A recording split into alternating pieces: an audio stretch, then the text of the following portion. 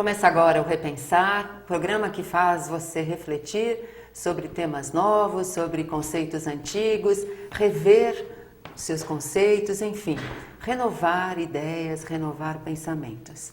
Hoje nós trazemos novamente para nossa alegria o médium e escritor espírita André Luiz Ruiz, trazendo o livro Esculpindo o Próprio Destino, de autoria espiritual de Lúcius. André, é uma alegria renovada tê-lo aqui novamente. Eu digo a mesma coisa a você, aos telespectadores do programa Repensar, a emissora TV Mundo Maior. É uma honra estar aqui fazendo parte. Bom, nós já falamos do primeiro livro, Despedindo-se da Terra, num outro programa, e ao final do programa você disse que ele era o primeiro de uma trilogia, né? Então, teoricamente, né, esse aqui é o segundo livro dessa trilogia, né, Esculpindo o Próprio Destino. E uma coisa interessante nesses livros, né, são os títulos, né, André? Os títulos são muito sugestivos, né? Ele já te dá a ideia do que o livro traz, do que o livro trata, né? Então, vamos falar um pouquinho desse livro hoje? Abordando a questão da trilogia, é bom você tocar no assunto, por quê? Porque Lúcius tem uma outra trilogia, uma trilogia cronológica, que tem começo, meio e fim. Certo. Tem o primeiro livro, que é adequado que a pessoa, quando vai ler, comece pelo primeiro. Ela entenderá qualquer livro que ela lê, mesmo fora de ordem. Mas quem quer ter uma ideia, começa pelo Amor Jamais Te Esquece, que fala de Jesus, de Pilatos, Zacarias, depois continua na Força da Bondade e depois conta o final, a reencarnação de Pilatos na Terra sob as mãos da misericórdia. É uma trilogia cronológica, por quê? Porque ela está definida no tempo. Mas esta que você se referiu é uma trilogia temática. Começou, o primeiro foi Despedindo-se da Terra. Na ordem de edição veio o segundo, que é este, Esculpindo o Próprio Destino. Mas são livros independentes, Marisilda, eles não têm uma continuidade. Então o leitor pode ler o primeiro, ou o segundo, ou o terceiro, não importa. Mas os três livros, incluindo aí o Esculpindo, eles falam deste momento da transição que a Terra está vivendo, explicando para o leitor como o leitor pode. Se é verdade que nós já cometemos muita bobagem, já fizemos muita coisa errada, e estamos recebendo o contragolpe dos nossos equívocos, também é verdade que somos nós que temos que esculpir o nosso destino. Não é outra pessoa. Nós temos a honra, o privilégio de estragar, mas o dever, também a honra e o privilégio de corrigir. Por isso o título, Esculpindo o Próprio Destino, e a imagem, que também é uma pintura mediúnica de autoria de Michelangelo, feita na nossa instituição pela médium Solange Godoy, ou através da médium Solange Godoy, que procura retratar este conteúdo. Muito bom. Agora, esse livro, tanto esse quanto o primeiro, né, a gente pode ter como base a Gênese, né, no capítulo 18, quando fala dos sinais dos tempos, os tempos são chegados, Exato. A nova geração, né, André? Isso então, mesmo. aquele que estudou a Gênese, ou que ainda não estudou, mas que quer conhecer, né, o que a doutrina nos fala, ele pode estudar o capítulo da Gênese, e em seguida ler os livros para ele ver a facilitação do entendimento, né, André? Isso, inclusive Lúcius usa trechos da Gênese em determinados capítulos, porque é interessante, ele não conta só uma historinha, não é um romance pelo romance, aquela história que você leia, mais um que eu já li, mas é a mesma coisa dos outros. Lúcius coloca a doutrina e em determinados capítulos a história para e Lúcius explica doutrinariamente, ele faz uma abordagem que dá ao leitor uma compreensão mais ampla das repercussões do mundo espiritual sobre o mundo físico e vice-versa. E a Gênese, ele usa o capítulo 18 em várias dessas passagens, além do Evangelho, do Livro dos Espíritos, inclusive transcrevendo trechos da Gênese para que o leitor também tenha essa intimidade com um livro da codificação que é pouco estudado. Isso. Ele usa também obras de André Luiz, através de Francisco Cândido Xavier, Evolução em Dois Mundos, falando muito sobre essas coisas que o mundo espiritual nos tem revelado, mas que nós não deixamos passar, o esquecimento leva para longe. Então, a Gênese ela é um grande tem um grande conteúdo nessas revelações desse momento que nós estamos vivendo. Bom, esse livro traz basicamente, né, a história de um político, né, e as implicações que ele sofre em virtude do seu proceder, do seu comportamento, da sua vivência na Terra. Mas, ao mesmo tempo, ela é intercalada com outras situações, né, que estão todas interrelacionadas, né, e que você vai vendo situações da sua própria vida, do cotidiano da humanidade. Né? Isso. Então, uma coisa que eu acho que as pessoas se perguntam muito, né, André? Como que um político, né, porque a gente vê tanta coisa fora dos padrões normais, fora da ética, fora da moral, né? Acontecendo no meio político, como se tudo fosse permitido, né? Isso. Então, acho que a primeira questão que surge para quem começa a ler o livro, ou para quem vê o título do livro, né? O político, como ele é recebido no mundo espiritual? Existe uma diferença entre o político e outras profissões e outras situações, né, do homem comum? Bem, para responder isso, vamos voltar ao Livro dos Espíritos. Na pergunta 573 do Livro dos Espíritos, Kardec indaga: qual é a missão do homem reencarnado na Terra? Missão, hein? A expressão que ele usa.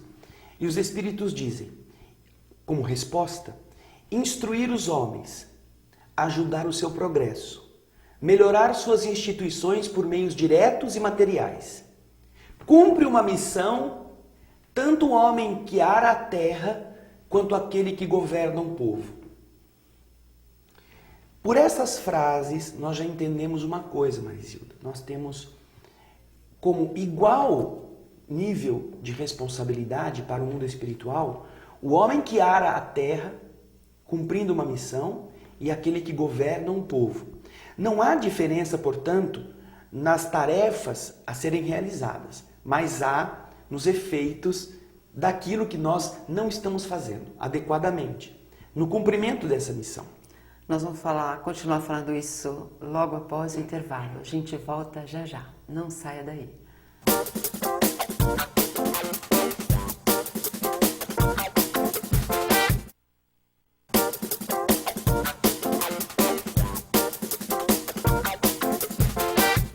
Estamos de volta com o Repensar, hoje conversando com André Luiz Ruiz, médium que psicografou o livro Esculpindo o Próprio Destino, de autoria espiritual de Lúcius. Bom, André, esse livro traz muitas lições, né? Dentre elas, eu entendo que é importante a gente comentar sobre a atuação da espiritualidade. Você começou já a falar a atuação da espiritualidade, tanto a inferior quanto a superior na nossa vida, né? Isso. Então fala um pouquinho, porque como que agem os espíritos inferiores, né? Aqueles espíritos que a gente às vezes chama de trevosos, né? E como que o plano superior, né? Os amigos espirituais conseguem, né? Se infiltrar nesse meio inferior, né? Nos abismos, para resgatar entes queridos, para ajudar aqueles espíritos que na verdade são espíritos sofredores. Né? Claro. O amor não vê barreiras. Apesar de respeitar os limites de todas as pessoas, o amor procura sempre um jeitinho. O amor é como a umidade. Vocês já notaram que quando você deixa uma coisa guardada lá no seu armário, sequinho, aí passa um tempo, você vai ver, tá lá já o bolorzinho crescendo, meio molhado, porque a umidade foi lá e penetrou, por mais cuidadosa que você como dono de casa tenha sido. O amor é assim, ele vai penetrando.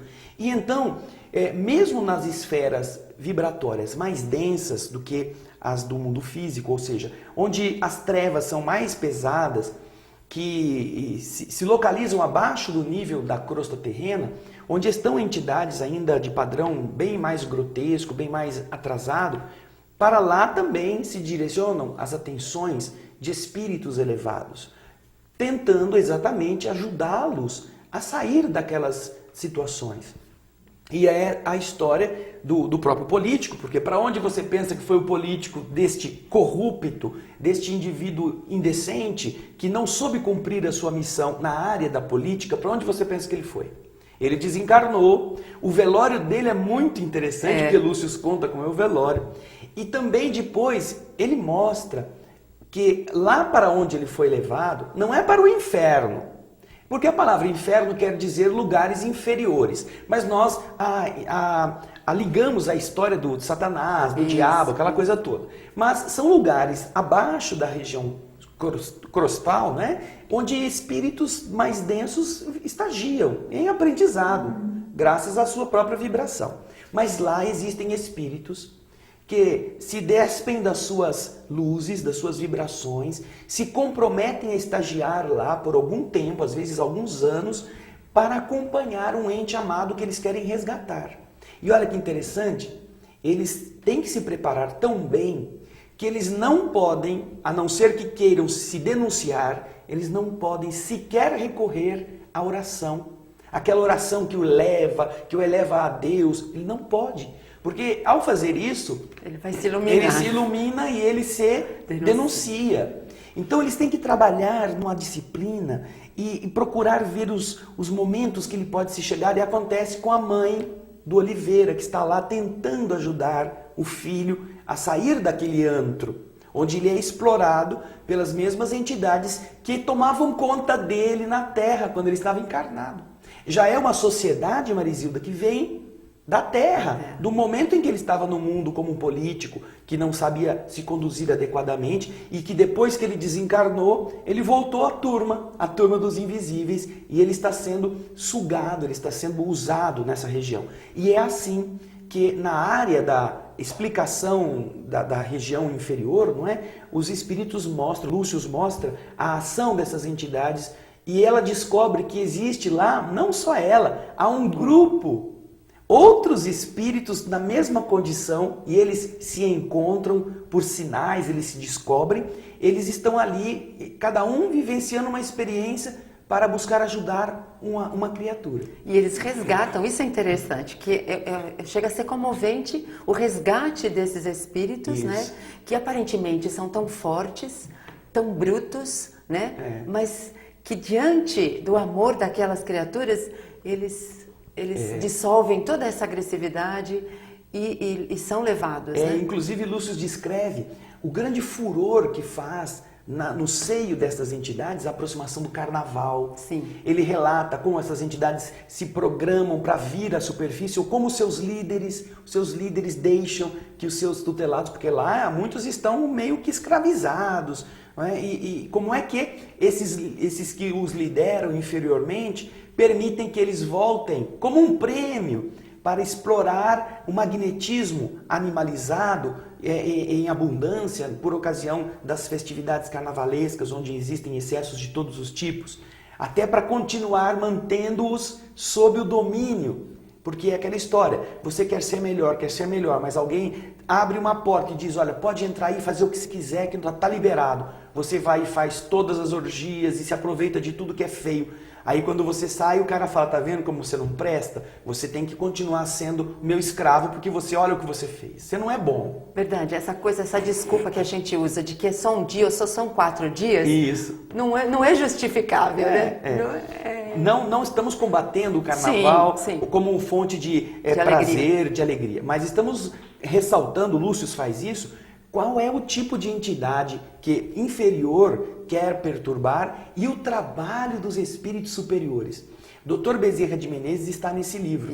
E eles conseguem, graças às ações do mundo invisível, inclusive desencadear um grande temporal na ocasião em que o carnaval vai se iniciar, para diminuir a impetuosidade das emoções, para dar um banho de água mais fria e diminuir com isso a ação destas entidades. Além de resgatarem aqueles que saíram das furnas para a festa, tentar ajudá-los a não voltarem para lá. E é muito bonito o esforço da espiritualidade amiga também na superfície da Terra tentando fazer isso. A gente dá muito trabalho para a espiritualidade superior, né, André? Mas nós vamos a um breve intervalo, mas antes a gente quer lembrar você que você pode ser um divulgador da doutrina espírita. Associe-se ao Clube Amigos da Boa Nova pelo 0800 12 18 38. Nós voltamos já já.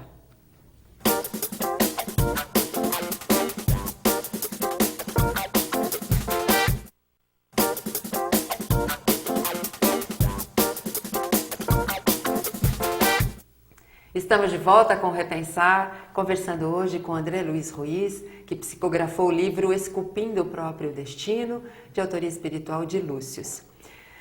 Bom, André, a gente não vai conseguir falar tudo que tem no livro, né? Mas verdade. A gente vai deixar o telespectador aí curioso, estimulado a ler. Uma coisa que me tocou nesse livro foi aquela situação que demonstra muito claramente como funciona a lei de causa e efeito, né? Que é o caso da personagem Leonor, né?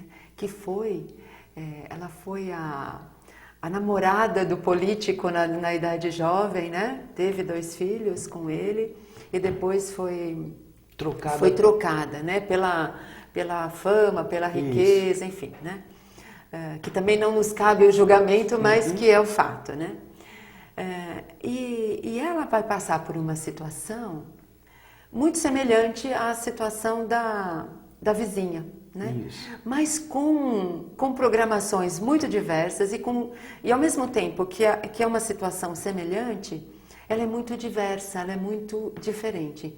Então eu queria que você falasse um pouquinho acerca disso, né? Bom, a Leonor, ela sai do velório e ele é acompanhado por espíritos amigos, porque Lúcio também mostra nesse livro muito a ação dos protetores espirituais. Como é que os protetores espirituais nos protegem? Sim, né? Sim.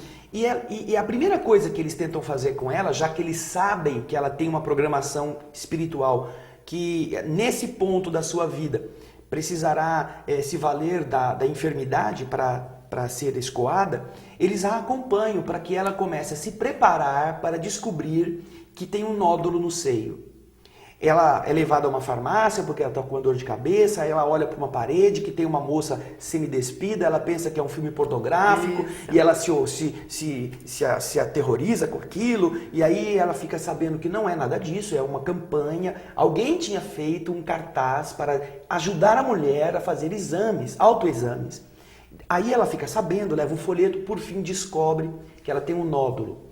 Ela precisa disso porque em uma outra vida ela havia se conduzido de maneira equivocada na área da sexualidade e por causa disso agora estava drenando do seu ontem e do seu perispírito certos compromissos.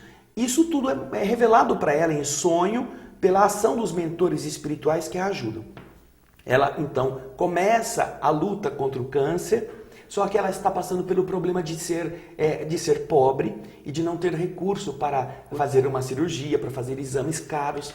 Ela então busca ajuda em uma instituição espírita, de uma instituição que atende gratuitamente, onde há uma enfermeira que a ajuda a orientar-se a respeito disso, com as temáticas espíritas, a lei de causa e efeito, etc. Ela vai então, interessada nisto, vai assistir uma palestra. E na casa espírita, num domingo, ela com a filha escutam o palestrante dizer do Evangelho de João, que a gente tem que dar frutos e aquela coisa toda, que quem não dá frutos vai ser arrancado da vinha e jogado para ser queimado. E ela então se dá conta que ela ainda não tinha produzido frutos. Ela se emociona com a possibilidade de ela começar a produzir esses frutos e ela, esquecendo dela mesma, pede para começar a trabalhar no ambulatório da casa que atende os pobres. Vai fazer café, limpar banheiro e assim ela se reencontra com ela mesma. A vizinha é diferente. A Conceição não tinha programação nenhuma, não precisava ter câncer, não tinha programação kármica para isso. Mas era uma pessoa que não fazia outra coisa a não ser olhar a vida do vizinho. Fazia caderninhos contando que horas que quem chegou com quem saiu com quem, que briga de vizinho teve, quem xingou quem do que. Ela anotava, fazia livros, ela vivia disto. E ela era uma pessoa, por fora uma coisa, e por dentro muito assim, chã nos valores morais. Ela tinha um amante também e infelizmente, pelas suas condutas mentais, ela desenvolve um câncer que ela não sabe que tem, que vai levá-la à morte, sem precisar morrer desse tipo de morte. Que isso é um compromisso, não é, André? Sim. E se você procurar no Evangelho segundo o Espiritismo, no capítulo 5º, você vai ver as causas atuais das aflições. 80% das nossas aflições de hoje, nós não precisávamos tê-las. Estamos criando agora, por causa disso é o caso da Conceição. Então o Lúcio mostra, porque a Leonor, com o trabalho, com a modificação moral, ela passa por uma surpresa muito grande que eu não vou contar, porque quero que se emocione como eu me emocionei quando tudo aconteceu. Mas ela tem um destino diferente da Conceição. E a bondade divina é tão grande que através da própria vizinha que falava mal da Leonor, a Conceição falava mal da Leonor, dizia, a Leonor tinha uma filha, a Rosi, que era moça de programa para sustentar a casa, ela tinha mudado, morava numa outra cidade onde ela se prostituía, prostituta rica, nessas mocinhas bonitas que para ganhar dinheiro fácil se entregam. E a Conceição sabia disso, tinha anotações lá. Então, a própria Conceição, que falava mal da Leonor, acaba sendo um caminho através do qual a justiça do universo ajuda a Leonor e ajuda a própria Rose, a filha dela, que luta contra a prostituição, que não se verga, que é testada para voltar à vida fácil para ganhar dinheiro, mas se opõe a isso. Então, é muito bonito esse entrosamento na lei de causa e efeito, como nós respondemos, Sim. Não a dor, mas a conduta que luta contra isso.